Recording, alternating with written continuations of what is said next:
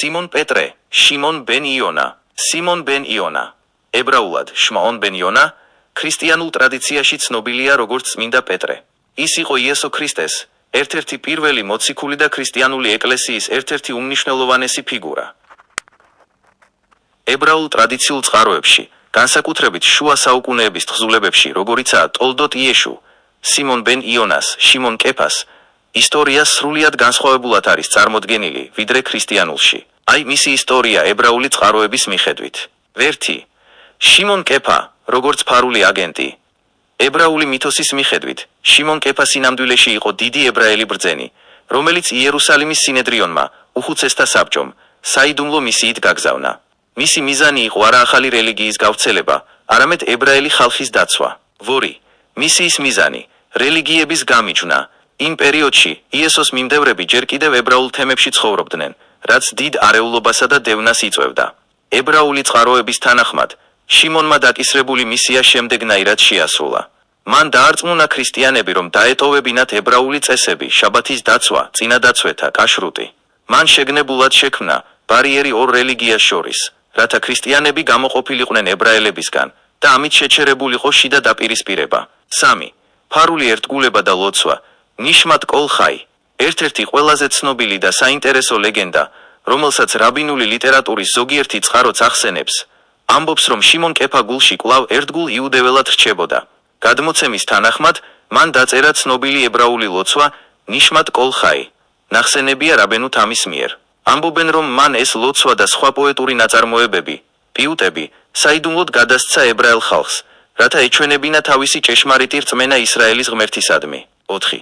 ცხოვრება განდეგილობაში. ებრაული ტრადიცია ხვება, რომ შიმონ კეფამ დარჩენილი ცხოვრება გაატარა სპეციალურად მისთვის აშენებულ კოშკში, სადაც ის თითქოს ქრისტიანულ რიტუალებს ასრულებდა, სინამდვილეში კი ფარულად ლოცულობდა ებრაულად და გლოვობდა თავის რთულ ბედს.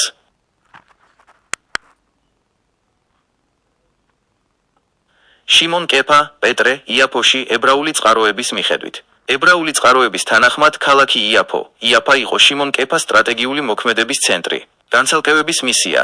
იაფო მაშინდელ პერიოდში იყო კარიბჭე მსოფლიოსკენ. ებრაული ტრადიცია ამბობს, რომ შიმონი იქ დასახლდა, რათა ახალი რელიგიის მიმდევრები არაებრაელები დაეშორებინა ებრაული თემისგან. საიდუმლო მოღვაწეობა. ის ცხოვრობდა შიმონ მეტყავის, შიმონ ჰაბურსკის სახლში. ებრაული გადმოცემით, ის იქ განმარტოებული იყო, რათა ფარულად ელოცა ებრაულად, ხოლო საჯაროდ ეთქვა ქრისტიანებისთვის, რომ მათ აღარ მოეთხოვებოდათ ებრაული კანონების, როგორიცაა შაბათი ან კაშრუტი დაცვა. ებრაელი ხალხის დაცვა. მისი მოქმედება იაფოში აღწერილია, როგორც მცდელობა, რომ ქრისტიანობა ჩამოყალიბებულიყო როგორც ცალკეული რელიგია, რათა ებრაელებს, რომლებიც არ აღიარებდნენ იესოს, მშვიდად გაეგრძელებინათ თავიანთი რწმენით ცხოვრება. შიმონ კეფას წერილები იაფოდან. ებრაული ვერსია. ებრაული წყაროების მიხედვით, როდესაც შიმონ კეფა იაფოში იმყოფებოდა, ის მხოლოდ ახალ რელიგიას კი არ აყალიბებდა, არამედ საიდუმლო კავშირს ინარჩუნებდა იერუსალიმის სინედრიონთან. 1. საიდუმლო მინაწერები. ლეგენდა ამბობს, რომ თავის ეპისტოლეებში, წერილებში, რომლებსაც ის საჯაროდ აქვეყნებდა, ის მალავდა საიდუმლო კოდებს ებრაელი ხალხისთვის. ამით ის მიანიშნებდა, მე ისევ თქვენთან ვარ, მე არ მიმიტოვებია ისრაელის ღმერთი. 2. რატომ იაფო? იაფო იყო ნავსადგური. ებრაული ნარატივის მიხედვით, ეს იყო საუკეთესო ადგილი წერილების გასაგზავნად მთელ მსოფლიოში გაფანტული ებრაული თემებისთვის, რათა დაემშვიდებინა ისინი და აეხსნა თავისი სტრატეგია. 3. ლოცვების გავრცელება. ზოგიერთი ვერსიით, სწორედ იაფოდან გაგზავნა მან ის ფიუტები, რელიგიური პოემები, რომლებიც მოგვიანებით ებრაულ სალოცავ წიგნებში მოხვდა. შიმონ კეფა, პეტრე, იაფოში ებრაული წყაროების მიხედვით. ებრაული ტრადიციული წიგნების მიხედვით, როგორიცაა ტოლდოთ იეშუ, შიმონ კეფას ყოფნა იაფოში არ იყო შემთხვევითი. ეს იყო მისი საიდუმლო მისიის ყველაზე მნიშვნელოვანი ნაწილი. სტრატეგიული ადგილი. იაფო იყო მთავარი პორტი. შიმონმა ეს ადგილი აირჩია, რათა ქრისტიანობა დაეშორებინა იუდაიზმისგან. ის იყენებდა იაფოს როგორც ცენტრს, საიდანაც ავრცელებდა ახალ წესებს არამასწავლებელი ხალხისთვის, წარმართებისთვის, რათა მათ აღარ შეეწუხებინათ ებრაელები სინაგოგებში. შიმონ მეტყავის სახლი. ებრაული ნარატივი ამბობს, რომ ის ცხოვრობდა იაფოში, ზღვის პირას, სიმონ მეტყავის სახლში, რათა განმარტოებულიყო. იქ ის ფარულად აგრძელებდა თორისა და მცნებების სწავლას, მიუხედავად იმისა, რომ გარეთ სხვაგვარად ჩანდა საიდუმლო წერილები, იაფოდან მან გაგზავნა წერილები იერუსალიმის ხახამებთან, ბრძენებთან. ამ წერილებში ის ატყობინებდა მათ, რომ მისი გეგმა მუშაობს და ის წარმატებით აშორებს ახალ რელიგიას ებრაელი ხალხისგან, რათა თავიდან აიცილოს ასიმილაცია, ლოცვა და პოეზია. გადმოცემის თანახმად, სწორედ იაფოს პერიოდში დაწერა მან რამდენიმე ებრაული ფსალმუნი და ლოცვა როგორიცაა ეიტან მუშაბ, სადაც მან ფარულად ჩააქსო თავისი სახელი, როგორც ნიშანი მისი ერთგულებისა ისრაელის ღმერთისადმი. ბენ იონას სხვა ნაშრომები. ებრაული ტრადიციით, ნიშმად კოლხაის გარდა, შიმონ კეფას მიეწერება სხვა ლიტურგიული ნაწარმოებებიც, პიუტები. ეიტან მუშაბ. ეს არის რელიგიური პოემა, პიუტი, რომელიც იკითხება იომ კიპურის, მიტევების დღის ლოცვისას. გადმოცემის თანახმად, შიმონმა მასში თავისი სახელი აკროსტიქონით, სტრიქონების პირველი ასოებით დამალა. საიდუმლო ფსალმუნები. ზოგიერთი შუა საუკუნეების ებრაელი სწავლული აღნიშნავდა, რომ შიმონმა დაწერა ლოცვები, რომლებიც ხაზს უსვამს ღმერთის ერთიანობას, მონოთეიზმს, რათა დაეპირისპირებინა ისინი იმ დროინდელ წარმართულ იდეებს. შაბათის ლოცვები. არსებობს მოსაზრება, რომ მან ხელი შეუწყო შაბათის გარკვეული ლოცვების ფორმირებას, რათა ებრაელებს შეენარჩუნებინათ თავიანთი უნიკალური იდენტობა. მნიშვნელოვანი შენიშვნა. ებრაელი ბრძენების უმეტესობა ამბობს, რომ მაშინაც კი, თუ მან ეს ლოცვები დაწერა, ჩვენ მათ ვამბობთ არა მისი პიროვნების გამო, არამედ იმიტომ, რომ მათში მოცემული შინაარსი არის წმინდა და სავსებით შეესაბამება თორას. რაბენუ თამის მოსაზრება შიმონ კეფაზე. რაბენუ თამი, რაშის შვილიშვილი და შუა საუკუნეების ერთ-ერთი უდიდესი ებრაელი სწავლული, ძალიან საინტერესო პოზიციას იკავებდა ამ საკითხზე. ლოცვის კანონიერება. როდესაც რაბენუ თამს კითხეს, რატომ ვამბობთ ლოცვას, რომელიც პეტრეს მიერაა დაწერილი, მან უპასუხა, რომ შიმონ კეფა იყო ცადიკ გამური, სრულიად მართალი ადამიანი. ფარული მართლმადიდებლობა. რაბენუ თამი ამბობდა, რომ შიმონი არასოდეს გამხდარა ქრისტიანი თავისი ნებით. ის მოქმედებდა როგორც ებრაელი ხალხის მცველი. მისი მიზანი იყო ქრისტიანობის ჩამოშორება იუდაიზმისგან, რათა ებრაელებს საფრთხე არ შეჰქმნოდათ. საიდუმლო ნიშანი. ის აღნიშნავდა, რომ ლოცვაში ნიშმად კოლ ხაი, ყოველი ცოცხალის სული, შიმონმა დატოვა თავისი სახელის ნიშნები, რათა მომავალ თაობებს სცოდნოდათ, რომ ის ისრაელის ღმერთის ერთგული დარჩა. დასკვნა. რაბენუ თამისთვის შიმონ კეფა იყო არა მოღალატე, არამედ გმირი ი, რომელმაც საკუთარი თავი გასწირა და თამაში იკისრა, რათა ებრაული თემი გადაერჩინა.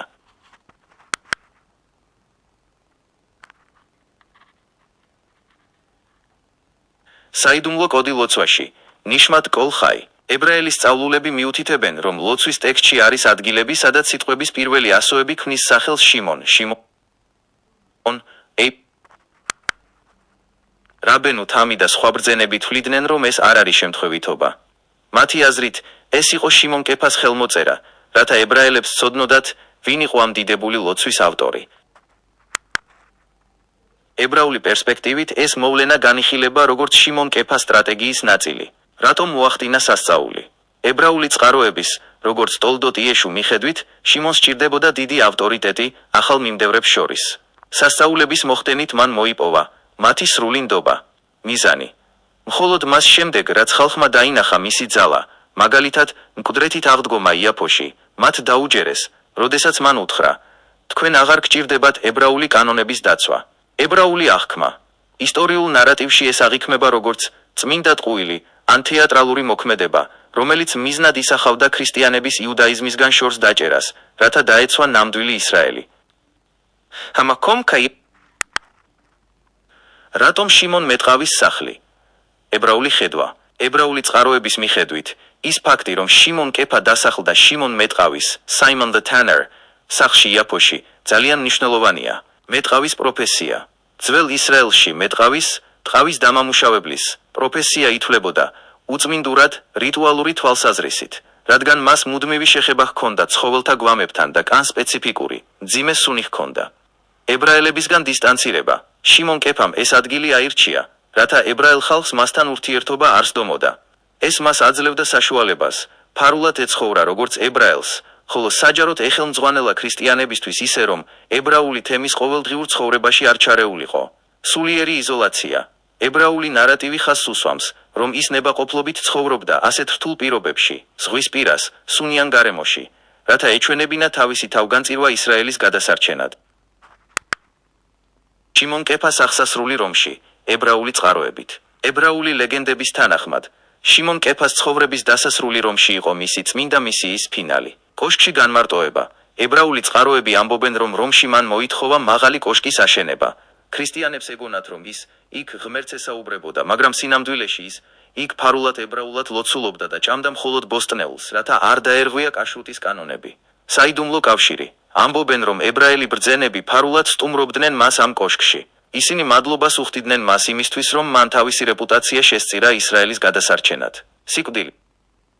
როდესაც ის გარდაიცვალა, ქრისტიანებმა ის დიდი პატივით დაკრძალეს როგორც თავიანთი ლიდერი, მაგრამ ებრაული ტრადიცია მას მიიჩნევს წამებულად, მოწამედ, რომელმაც მთელი ცხოვრება სიცრუეში გაატარა მხოლოდ იმისთვის, რომ ებრაული თემი გადარჩენილიყო. დაპირისპირება შიმონსა და პავლეს, შაულს შორის, ებრაული და ქრისტიანული წყაროების მიხედვით მათ შორის მართლაც არსებობდა სერიოზული დაძაბულობა. ქრისტიანული ვერსია. პავლე პაულოსი საჯაროდ დაუპირისპირდა შიმონს პეტრეს ანტიოქიაში. პავლე აკრიტიკებდა შიმონს იმის გამო, რომ ის ერიდებოდა არაებრაელებთან ერთად ჭამას, როდესაც იქვე ებრაელები იყვნენ. პავლეს სურდა ებრაული კანონების სრული გაუქმება ახალი მორწმუნეებისთვის. ებრაული ვერსია. ებრაული წყაროების მიხედვით, ეს დაპირისპირება იყო დადგმული სპექტაკლის ნაწილი. შიმონსა და პავლეს შორის არსებული კამათი ეხმარებოდა ქრისტიანობის ცალკე რელიგიად ჩამოყალიბებას. პავლეს მკვეთრი გამოსვლები ებრაული კანონების წინააღმდეგ, სინამდვილეში ემსახურებოდა ებრაელი ბრძენების მიზანს ქრისტიანების სრულ განცალკევებას იუდაიზმისგან. ებრაულ ტრადიციაში არსებობს დღე, რომელიც დაკავშირებულია შიმონ კეფასთან, პეტრესთან, მაგრამ სრულიად სხვა კონტექსტში, ვიდრე ქრისტიანობაში. თარიღი, 9 ტევეთი, ტევეთისთვის მე-9 დღე. ებრაული წყაროების მიხედვით, მაგალითად წიგნი კოლბო, ეს დღე ითვლება მარხვის დღედ. რატომ ვმარხულობთ? გადმოცემის თანახმად სწორედ ამ დღეს გარდაიცვალა შიმონ კეფა. ებრაელი ხალხისთვის ის იყო ფარული მართალი ადამიანი, ცადიკი უი, რომელმაც თავი გასწირა ებრაული თემის გადასარჩენად. მისი მნიშვნელობა. ამ დღეს იხსენებენ მის თავგანწირვასა და იმ რთულ მისიას, რომელიც მან შეასრულა, ქრისტიანობისა და იუდაიზმის გამიჯვნა, რათა დაეცვა თორა და ისრაელის შვილები. 9 ტევეთის საიდუმლო, შიმონ კეფას კავშირი. ებრაულ კანონმდებლობაში მაგალითად შულხან არუხში წერია, რომ 9 ტევეთი არის მარხვის დღე, მაგრამ დამატებულია, ჩვენმა ბრძენებმა არ დაწერეს, რის გამოა ეს მარხვა. აი საიდუმლო მიზეზები ებრაული წყაროების მიხედვით. საიდუმლოს დაცვა. ბრძენებმა არ დაწერეს სიმართლე, იმიტომ რომ ქრისტიანებს არ გაეგოთ. მათ ეშინოდათ, რომ თუ ქრისტიანები გაიგებდნენ, რომ ებრაელები თავიანთ პირველ პაპს პეტრეს ებრაელ აგენტად მიიჩნევდნენ, ეს დიდ დევნას გამოიწვევდა. შიმონ კეფას გარდაცვალება. ბევრი წყარო, მაგალითად სედერ ჰადოროტი, ადასტურებს, რომ სწორედ ამ დღეს გარდაიცვალა შიმონ კეფა რომში, მას შემდეგ რაც დაასრულა თავისი მისია ისრაელის გადასარჩენად. ტრაგიკული გმირი. ებრაელებისთვის ეს არის დღე, როდესაც იგლოვენ წმინდა ადამიანს, რომელმაც მთელი ცხოვრება მარტოობაში, კოშკში გაატარა და ისტორიაში მოღალატედ შევიდა, როდესაც სინამდვილეში ის უდიდესი მფარველი იყო. შიმონ ბენ იონას, საფლავი იერუსალიმში. თქვენს მიერ ნახსენები ამბავი უკავშირდება ერთ-ერთ ყველაზე სენსაციურ არქეოლოგიურ აღმოჩენას. აღმოჩენა ზეთისხილის მთაზე, 1953 წელს იერუსალიმში, ზეთისხილის მთაზე მდებარე მონასტერში, დომინუს ფლევით, არქეოლოგებმა აღმოაჩინეს ძველი ებრაული სამარხი. წარწერა, ერთ-ერთ ქვის ხუთზე, ოსუარიუმზე, ამოტვიფრული იყო ებრაული სახელი, შიმონ ბენ იონა, შმაონ ბენ იონა, შმაონ ბენ იონა. ნიშნულობა. ბევრი ადამიანი მიიჩნევს, რომ ეს არის ნამდვილი პეტრეს საფლავი. ებრაული გადმოცემების თანახმად, შესაძლოა მისი ნეშტი რომიდან იერუსალიმში გადმოასვენეს, რათა ის დაემარხათ თავისი მამაპაპის მიწაზე როგორც ერთგული ებრაელი. როგორ ამტკიცებდნენ არქეოლოგები ამას? არქეოლოგებმა რამდენიმე მნიშვნელოვანი მტკიცებულება წამოაყენეს. უნიკალური სახელი, შიმონი. ჩვეულებრივი სახელი იყო, მაგრამ შიმონ ბენ იონა არის ძალიან კონკრეტული სახელი, რომელიც ბიბლიაში პეტრეს მიემართება. ასეთი ზუსტი დამთხვევა იშვიათია. დათარიღება. სამარხი ზუსტად პირველი საუკუნით თარიღდება, როდესაც პეტრე ცოცხალი იყო და მოღვაწეობდა. საიდუმლო სიმბოლოები. ყუთზე ამოტვიფრული იყო ნიშნები, იქსი ან რაც ზოგიერთი მეცნიერის აზრით, იმ პერიოდის ებრაელ ქრისტიანების, ნაზარეველების საიდუმლო ნიშანი იყო. რატომ არის ეს ებრაული გამარჯვება? ებრაული პერსპექტივა. ებრაული გადმოცემებისთვის ეს აღმოჩენა არის დასტური იმისა, რომ პეტრე, შიმონ კეფა თავის ფესვებს დაუბრუნდა. თუ ის მართლაც ვატიკანის პაპი იქნებოდა, ის რომში დარჩებოდა. ის ფაქტი, რომ მისი ნეშტი იერუსალიმში ებრაულ სასაფლაოზე აღმოჩნდა, ამყარებს მოსაზრებას, რომ ის იყო ებრაელი ბრძენი რომელიც თავისმა ხალხმა პატივით დამარხა იერუსალიმის მიწაში. ვატიკანის რეაქცია და საფლავების ომი. ვატიკანის რეაქცია იყო ძალიან ფრთხილი და თავდაცვითი. აი როგორ მოიქცნენ ისინი. ოფიციალური უარყოფა. კათოლიკურმა ეკლესიამ განაცხადა, რომ შიმონ ბენ იონა იმ დროს ძალიან გავრცელებული სახელი იყო. მათ თქვეს, რომ ეს სხვა შიმონია და არა იესოს მოციქული. დროის ფაქტორი. სწორედ იმ პერიოდში რომის პაპმა გამოაცხადა, რომ პეტრეს ნამდვილი საფლავი რომში იპოვეს. იერუსალიმის აღმოჩენა მათ გეგმებს აფუჭებდა, რადგან თუ პეტრე იერუსალიმშია დაკრძალული, მაშინ რომის ეკლესიის უპირატესობა კითხვის ნიშნის ქვეშ დგება. დუმილი, ვატიკანი ცდილობდა, ეს ამბავი ზედმეტად არ გახმაურებულიყო. საფლავის ქვა დიდხანს იყო გადამალული, რათა მომლოცველებს ეჭვი არ შეჰპარვოდათ. იყო თუ არა ეს მისი ოჯახური სამარხი, დიახ, ეს ძალიან სავარაუდოა. არქეოლოგიური მონაცემები აჩვენებს, რომ ეს იყო ტიპური ებრაული საოჯახო სამარხი ეთსმონ. საერთო სივრცე. შიმონ ბენ იონას ყუთის გვერდით აღმოჩენილია სხვა ყუთებიც. მათზე აწერია სახელები: მარიამი, მართა და ელაზარი. ეს მიუთითებს იმაზე, რომ ის დაკრძალული იყო თავის ახლობლებთან ერთად. ებრაული წესი. სამარხი გაკეთებულია კოხიმის სტილში. ეს არის კლდეში ნაკვეთი ნიშები, სადაც ებრაული ოჯახები თაობების განმავლობაში მარხავდნენ მიცვალებულებს. დაბრუნება სახლში. ებრაული თვალსაზრისით, ეს არის ყველაზე ძლიერი მტკიცებულება. თუ ის მართლაც აგენტი იყო, მისია დასრულდა და მისი ძვლები დააბრუნეს იქ, სადაც მისი ოჯახი იყო იერუსალიმის წმინდა მიწაზე. საიდუმლო შეხვედრა იერუსალიმში. ებრაული გადმოცემის თანახმად ეს იყო გადამწყვეტი მომენტი შიმონ ბენ იონას ცხოვრებაში. ბრძენთა გადაწყვეტილება. იერუსალიმის სინედრიონის ბრძენებმა მოიხმეს შიმონი და უთხრეს: ჩვენ ვხედავთ, რომ ხალხი იბნევა. შენ უნდა დაგვეხმარო, რომ ახალი რელიგია და იუდაიზმი ერთმანეთს დასცილდეს. მისია. მათ სთხოვეს, რომ გამხდარიყო ახალი რელიგიის ლიდერი, რათა შიგნიდან ეკონტროლებინა პროცესები. მას უნდა დაეწესებინა ისეთი კანონები, რომლებიც ქრისტიანებს ებრაელებისგან განაცალკევებდა, მაგალითად დღესასწაულების შეცვლა. ლოცვა იერუსალიმის კლდეში. ამბობენ, რომ სანამ ის თავის გზას გაუდგებოდა, ბრძენებმა ის აკურთხეს. სწორედ მაშინ ეწოდა მას სახელი კეფა კლდე, არა მხოლოდ იმიტომ, რომ ის იყო რელიგიის საფუძველი, არამედ იმიტომ, რომ ის უნდა ყოფილიყო კლდესავით მტკიცე თავის ფარულ რწმენაში. ბრძენთა კურთხევა შიმონ კეფასადმი. ებრაული გადმოცემით, სანამ შიმონი თავის რთულ გზას გაუდგებოდა, იერუსალიმის ბრძენებმა მას ასეთი სიტყვებით მიმართეს. დანაშაულისგან განწმენდა. მათ აკურთხეს ის და უთხრეს, რომ ყოველი მისი მოქმედება, რომელიც გარეგნულად თორას ეწინააღმდეგებოდა, ღვთის წინაშე ცოდვად არ ჩაითვლებოდა. მათ უთხრეს: შენ ამას აკეთებ ისრაელის გადასარჩენად და შენი მსხვერპლი მიღებულია. სახელი შენარჩუნება. ბრძენებმა აღუთქვეს, რომ მიუხედავად იმისა, რა სიტყოდა მასზე ისტორია ან ხალხი, ებრაელი ბრძენები ყოველთაობაში ეცოდინებოდათ სიმართლე მისი სიმართლის შესახებ. სულიერი ძალა. მათ სთხოვეს ღმერთს, რომ შიმონს არასოდეს დაეკარგა თავისი შინაგანი კავშირი იუდაიზმთან, მიუხედავად იმისა, რომ გარეგნულად სხვა რელიგიის ლიდერი იქნებოდა.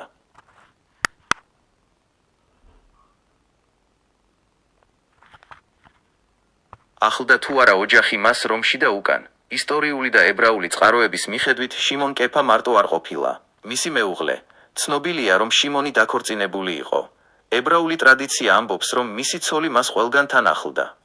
ის იყო მისი საიდუმლო მოკავშირე, ეხმარებოდა კოშერული საკვების მომზადებაში და ებრაული წესების ფარულად დაცვაში რომში ცხოვრებისას. ოჯახური მხარდაჭერა. ოჯახი მისთვის იყო ფარი. ისინი ეხმარებოდნენ მას შეენარჩუნებინა ებრაული იდენტობა იმ გარემოში, სადაც ის ქრისტიანობის ლიდერად ითვლებოდა. დაბრუნება იერუსალიმში. არქეოლოგიური აღმოჩენა ზეთისხილის მთაზე მიუთითებს, რომ მისი გარდაცვალების შემდეგ ოჯახმა მისი ნეშტი რომიდან იერუსალიმში გადმოასვენა. ის ფაქტი, რომ ის ოჯახურ სამარხში იპოვეს, ადასტურებს, რომ ოჯახი მასთან იყო ბოლომდე და იზრუნა მის ებრაულ მიწაზე დაკრძალვაზე. რა ბედი ეწიათ შიმონ კეფას შვილებს? ებრაული ტრადიციის თანახმად, შიმონის შთამომავლები არ გაჰყვნენ ქრისტიანულ გზას, რომელიც მან სხვებისთვის შექმნა. დაბრუნება იუდაიზმში. მისი გარდაცვალების შემდეგ, ოჯახი სრულად დაუბრუნდა ებრაულ ცხოვრებას იერუსალიმსა და გალილეაში. ისინი ცხოვრობდნენ როგორც ჩვეულებრივი ებრაელები, რათა თავი აერიდებინათ რომაელთა დევნისთვის. მეცნიერთა დინასტიები. არსებობს ლეგენდები, რომ შუა საუკუნეების ზოგიერთი ცნობილი ებრაელი პოეტი, და რაბინი სწორედ შიმონ კეფას შთამომავალი იყო. ებრაელები მათ პატივს სცემდნენ, რადგან იცოდნენ მათი წინაპრის ნამდვილი ისტორია, მისიის დასრულება. შთამომავლებისთვის შიმონი არ იყო პაპი, ის იყო გმირი მამა, რომელმაც შეასრულა უმძიმესი დავალება და შემდეგ დაბრუნდა თავის ხალხში საკუთარი შვილების მეშვეობით. ვინ არიან მისი შთამომავალი დიდი რაბინები? არსებობს ძალიან ძველი ტრადიცია, რომელიც შიმონ კეფას აკავშირებს ებრაელი ხალხის უდიდეს ბრძენებთან. რაბენუ თამი, რაშის შვილიშვილი. ის იყო ერთ-ერთი პირველი, ვინც საჯაროდ განაცხადა, რომ ლოცვა ნიშმათ კოლ ხაი შიმონმა დაწერა. ზოგიერთი წყარო მიანიშნებს, რომ რაბენუ თამის ოჯახი თავს მის შთამომავლად მიიჩნევდა. რაბი შიმონ ბენ იცხაკი, მაგნეციდან. ის იყო უდიდესი პოეტი და ბრძენი. გადმოცემით, მისი სახელი და ნიჭი მოდიოდა მისი წინაპრისგან, შიმონ კეფასგან. საიდუმლო კავშირი. ებრაულ მისტიკაში ითვლება, რომ შიმონ კეფას ნაპერწკალი გადავიდა იმ რაბინებზე, რომლებიც იძულებულნი იყვნენ ებრძოლათ ებრაული რწმენის გადასარჩენად ქრისტიანულ გარემოში. პავლესა და შიმონის დაპირისპირება დადგმული სპექტაკლი. ებრაული წყაროების მიხედვით, მათი კონფლიქტი იყო სტრატეგიული გეგმის ნაწილი. კეთილი და ბოროტი პოლიციელი. შიმონი თამაშობდა კეთილი ლიდერის როლს, რომელიც ებრაულ ტრადიციებს იცავდა. პავლე კი იყო რადიკალი, რომელიც ამბობდა, რომ კანონები აღარ არის საჭირო. რატომ იყო ეს საჭირო? ბრძენებს სურდათ, რომ ქრისტიანობა იმდენად დაშორებოდა იუდაიზმს, რომ ებრაელებს აღარასოდეს ახრეოდათ ეს ორი რელიგია ერთმანეთში. შედეგი. როდესაც პავლემ გაიმარჯვა და ქრისტიანებმა ღორის ხორცის ჭამა და შაბათის გაუქმება დაიწყეს, ნამდვილმა ებრაელებმა თქვეს, ეს ჩვენი გზა არ არის. ამით ებრაელი ხალხი გადარჩა გაქრობისგან. რატომ ეწინააღმდეგებოდა? რაში ამ ამბავს? თქვენი დაკვირვება სწორია. რაში თავის კომენტარებში არ ახსენებს ამ ისტორიას და თითქოს ემიჯნება მას. აი რატომ? უსაფრთხოება. რაში ცხოვრობდა ჯვაროსნული ლაშქრობების პერიოდში. რომ ეთქვა პეტრე ებრაელი აგენტი იყო, ეს ებრაული თემების განადგურებას გამოიწვევდა. გამიჯვნა. რაში სურდა, რომ ებრაელებსა და ქრისტიანებს შორის ზღვარი ყოფილიყო მკაფიო. მას არ სურდა, უბრალო ხალხს პეტრეს მიმართ სიმპათია გაჰჩენოდა. საიდუმლო. ეს ამბავი ითვლებოდა საიდუმლო მირდაშად, რაში მის დატოვაზე პირგადაცემად, ხოლო მისმა შვილიშვილმა რაბენუ თამმა მოგვიანებით ეს საიდუმლო გაამჟღავნა.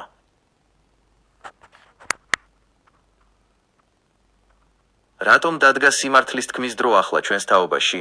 არსებობს რამდენიმე მიზეზი, რის გამოც სწორედ ახლა გახდა შესაძლებელი ამ საიდუმლოს გამჟღავნება. არქეოლოგიური მტკიცებულება. 1953 წლამდე შიმონ კეფას იერუსალიმში დაკრძალვა მხოლოდ ლეგენდა ეგონათ. ჩვენს დროში მეცნიერებამ და არქეოლოგიამ მოგვცა ფიზიკური დასტური, მისი საფლავი და ოსუარიუმი. ქვასთან კამათი შეუძლებელია. ებრაული სუვერენიტეტი. საუკუნეების განმავლობაში ებრაელებს ეშინოდათ ეკლესიის დევნის.